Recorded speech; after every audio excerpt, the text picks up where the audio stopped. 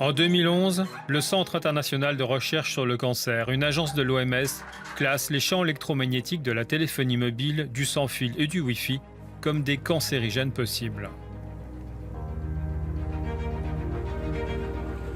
Une des études les plus récentes sur le cancer a été commanditée par le gouvernement américain à travers son programme toxicologique national. Le but, étudier des rats et des souris soumis au rayonnement de la téléphonie mobile de manière continue sur 2 ans.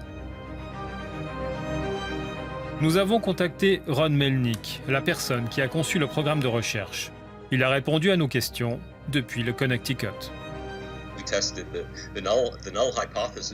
Nous avons testé l'hypothèse qu'il n'y aurait pas d'effet biologique.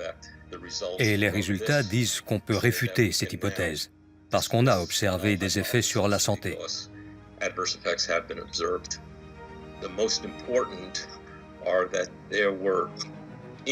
Le plus important, c'était une augmentation de tumeurs au cerveau, des gliomes, et une augmentation de schwannome du cœur, une tumeur bénigne. Les cellules de Schwann composent les gaines des nerfs. Là, c'était dans le cœur. Il y avait aussi des dégâts à l'ADN observés dans les cellules du cerveau des rats et des souris.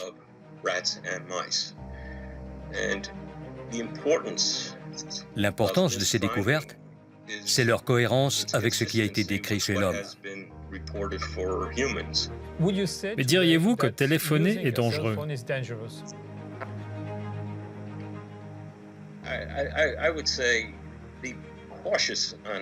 Je dirais qu'il faut être conscient de la manière de l'utiliser.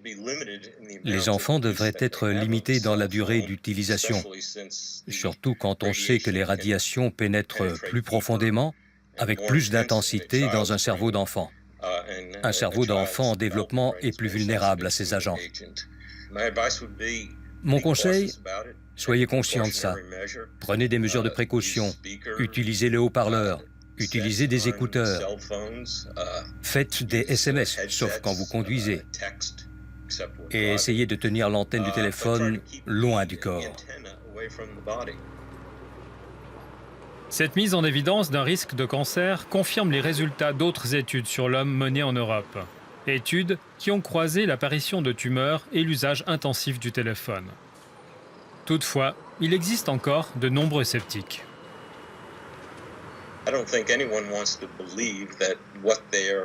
Je pense que personne ne veut croire que ce qu'il a en main comporte un risque potentiel de cancer.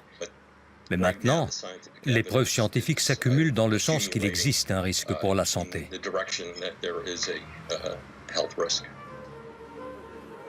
Les résultats de l'étude sont encore partiels, mais le programme toxicologique américain a décidé de les rendre publics en raison de leur importance. Le rapport final sera publié fin 2017.